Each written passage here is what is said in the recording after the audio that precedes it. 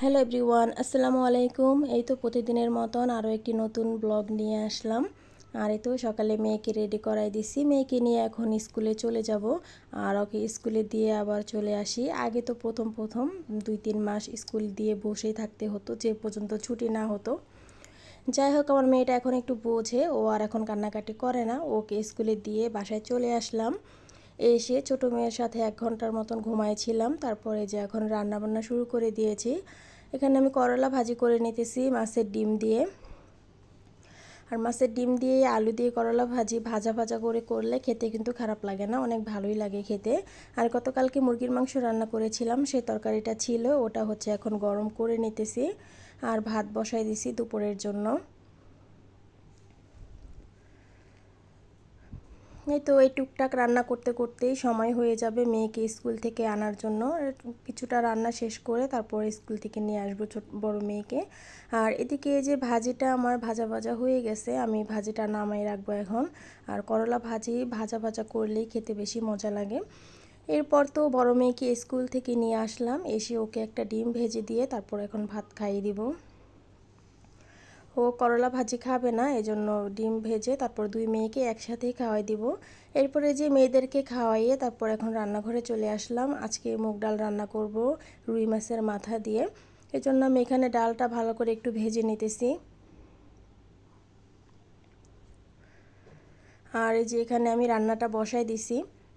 এর মাঝখানে আমাদের সকালের নাস্তাটাও হয়ে গেছে, ভাত খেয়ে নিয়েছি। গতকালকে তরকারি ছিল, ভর্তা ছিল, সেগুলো দিয়ে সকালের নাস্তা শেষ করে আর এখন এই যে রান্নাঘরে চলে আসলাম দুপুরের রান্নাগুলো শেষ করে নিব।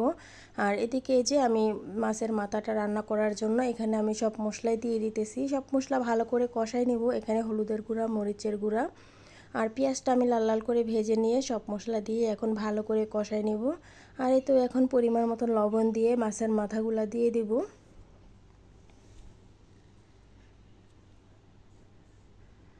আর এই মাথাগুলো একটু ভালো করে কষাই নিব। এরপর হচ্ছে ডাল দিয়ে দিব। আর হয়তো বা অনেকেই খেয়েছেন মুগ ডাল দিয়ে মাছের মাথা দিয়ে, আমার কাছে অনেক ভালো লাগে খেতে। আর আজকে ভাবলাম যে মুগ ডাল দিয়ে মাছের মাথায় রান্না করি, মজাই হবে। আর আমার মেয়েরা তো তেমন একটা পছন্দ করে না খেতে, কারণ এগুলো তো মাছ ভেঙে দেবো, একদম কাটা কাটা হয়ে যায়, এজন্য আর খেতে চায় না।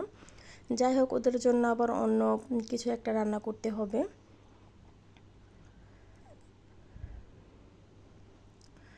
এই তো এখানে আমি মাথাটা একটু আস্তে আস্তে ভেঙে নিতেছি আর ডালটাও দিয়ে দিয়েছি। এখন ডালটা ভালো করে কষায় নিয়ে তারপরে যে পরিমাণ মতন পানি দিয়ে দেব। আর এখানে যে পরিমাণ মতন পানি দিয়েছি, আর একটু পানি লাগবে, যেহেতু মুগ ডাল কিন্তু একটু পানি বেশি লাগে।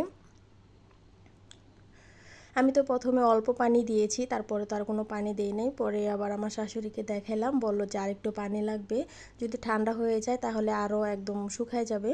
এজন্য আমি আবার গরম পানি করে মুগ ডালে দিয়েছিলাম। আর এখন যে ডালটা হয়ে গেছে, আমি জিরার গুঁড়া দিয়ে দিলাম।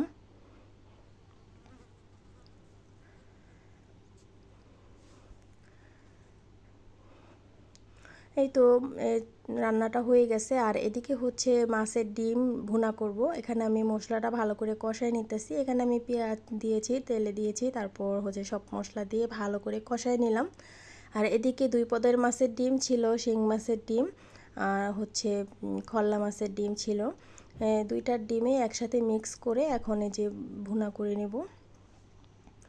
আর যেহেতু ডিম ভুনা করতেছি মাছের ডিম, তাহলে তেল মশলা একটু বেশিই লাগে, এজন্য আমি সব কিছু বেশি বেশি করে দিয়েছি। আর ডিম ভুনায় তেল মশলা বেশি দিলে কিন্তু খেতেও অনেক মজা লাগে। যাই হোক, আর এদিকে হচ্ছে যে আমার 2 মেয়েকে ওর দাদি গোসল করাই দিতেছে, আর আমার এই যে ছোটো মেয়ে গোসল করতেছে আর দুষ্টুমি করতেছে। আর এদিকে তো আমার রান্নাবান্না শেষ, আমরা গোসল করে সবাই চলে আসছি। আর এখন দুপুরের খাবারটা খেয়ে নেব। আর এদিকে মারিয়ামের বাবাও চলে আসছে দুপুরে ভাত খাওয়ার জন্য, এখন এই যে ভাত খেয়ে নিতেছে।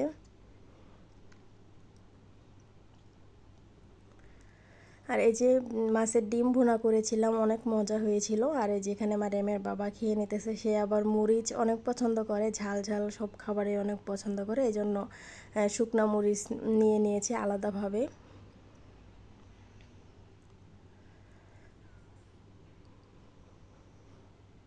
এরপর আর আজকে কোনো ভিডিও দিতে পারি নাই, বিকেলে মেয়েকে নিয়ে ঘুমাইছিলাম, সন্ধ্যার পর বা রাত্রে কোনো ভিডিওই করতে পারি নাই। এটা হচ্ছে এর পরের দিনের ভিডিও।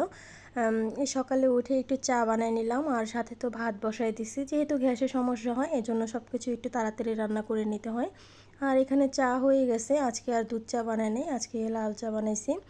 আর এই যে এখানে চা আমার শ্বশুর শাশুড়িকে দিয়ে আসবো, এরপর আমি একটু চা খেয়ে তারপর রান্নাবান্না শুরু করব। আজকে আর বড় মেয়েকে স্কুলে নিয়ে যাই নাই, আজকে স্কুল খোলাই ছিল, তারপরও বড় মেয়েকে নিয়ে যাই নাই, ঘুম থেকে উঠতে একটু দেরি হয়ে গেছে। ওর ক্লাস যেহেতু 8টা বাজে, এই জন্য 8টার পরে তো আর স্কুলে নিয়ে যাই না।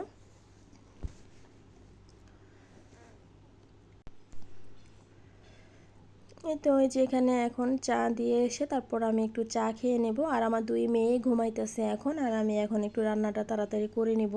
আর এদিকে আমি সবজি বের করে নিয়েছি, আলু আর বটবটি কেটে নিয়েছি, এগুলা হচ্ছে ভাজি করব।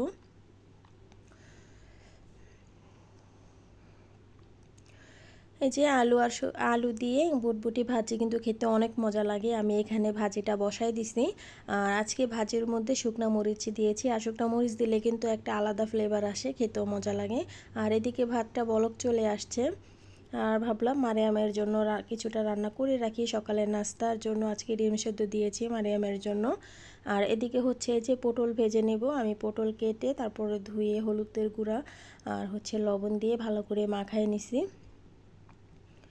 আর এখন পটলগুলোও ভেজে নেব। আর এদিকে হচ্ছে মারিয়ামের জন্য একটু কবুতরের মাংস রান্না করব। মাশাল্লাহ আমার দুই মেয়ে কবুতরের মাংস অনেক পছন্দ করে, আরও দাদাও ওদের জন্য কয়েকদিন পর পরে কবুতরের মাংস পাঠায়, মানে কবুতর পাঠায়, আমরা সেটাকে আবার কেটে কুটে বেছে ফ্রিজে রেখে দেই, একদিন দুদিন পর পর মেয়েদেরকে রান্না করে দেই। এই তো আজকেও রান্না করে দিতেছি,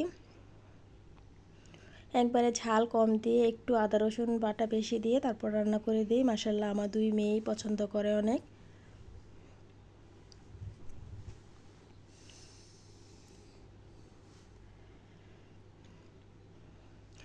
এরপরে যে এখানে আমি আজকে ইলিশ মাছ রান্না করব দুপুরের জন্য, এখানে ইলিশ মাছ কেটে নিয়েছি, আর মাছগুলো একটু ছোট সাইজের ছিল, কিন্তু এই সাইজের মাছগুলো খেতেই বেশি মজা লাগে বড় ইলিশ মাছের থেকে। এরপরে যে আমি এখানে মাছটা ভালো করে ধুয়ে কেটে পরিষ্কার করে নিয়েছি, এখন লবণ আর হলুদের গুঁড়া দিয়ে মাছগুলা ভালো করে ভেজে নেব। আর আজকে আলু দিয়ে বেগুন দিয়ে ইলিশ মাছটা রান্না করব, আর আলু দিয়ে বেগুন দিয়ে ইলিশ মাছ খেতে অনেক মজা লাগে। আসলে যে সব খাবারই খেতে ভালো লাগে, যদি রান্নাটা সুন্দর করে করা হয় তাহলে সব রান্নাই মজা হয়। যাই হোক, আজকে আমি একটু অন্যরকমভাবে রান্না করব। সবসময় ইলিশ মাছটা আমি কাঁচা কষাই নিয়ে তারপর হচ্ছে তরকারি রান্না করি, আর আজকে হচ্ছে সব কিছুই ভেজে তারপর রান্না করব। এখানে আমি ইলিশ মাছগুলো ভেজে নিয়েছি, এরপর হচ্ছে আলু আর বেগুনগুলো ভেজে রেখেছিলাম, আর এখন হচ্ছে তরকারিটা বসাই দিব। আর ইলিশ মাছের মধ্যে আমি আদা রসুন বাটা একটু কম দেই, আর জিরা পেঁয়াজ বাটা একটু বেশি দেই। ইলিশ মাছের মধ্যে জিরা বাটা দিলে তরকারিটা অনেক মজা হয় খেতে। এটা হচ্ছে যার যেভাবে রান্না করতে ভালো লাগে সে সেভাবে রান্না করে, আমার তো এভাবেই রান্না করতে ভালো লাগে, এজন্য আমি এভাবেই রান্না করি। আর এখানে আমি এই যে পেঁয়াজগুলো একটু ভালো করে ভাজা ভাজা করে নিয়ে তারপর হচ্ছে মশলাটা দিয়ে দিলাম, আর এখন হলুদের গুঁড়া মরিচের গুঁড়া দিয়ে ভালো করে কষাই নেব। আর ইলিশ মাছের তরকারি একটু সাদা সাদাই ভালো লাগে, কাঁচামরিচের ঝাল দিলে বেশি মজা হয়, এজন্য আমি মশলাটা কম দেই, কাঁচামরিচটা একটু বেশি দেই।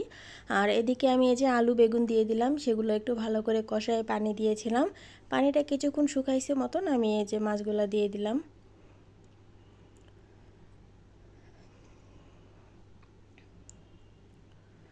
আর আলু দিয়ে বেগুন দিয়ে ইলিশ মাছের তরকারিটা আসলে অনেক মজা হয়েছিল, আর সবাই অনেক পছন্দ করেছে খেয়ে।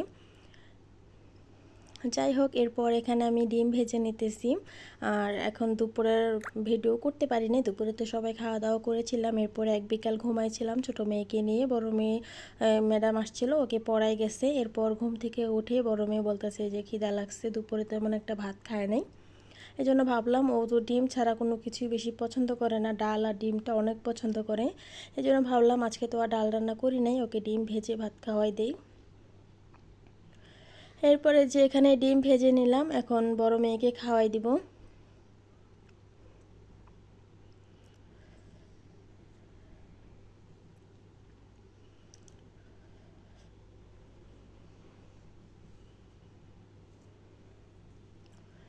এই তো আমার মেয়েকে তো পড়ায় চলে গেছে, মেয়ে হচ্ছে টিভি দেখতেছিল, আর এখন এই যে মেয়েকে খাওয়াই দিব। আর ছোট মেয়েও উঠে গেছে ঘুম থেকে। যাই হোক, আজকের ভিডিওটা কেমন লাগলো অবশ্যই জানাবেন আর লাইক কমেন্ট করে দেবেন। আল্লাহ হাফেজ।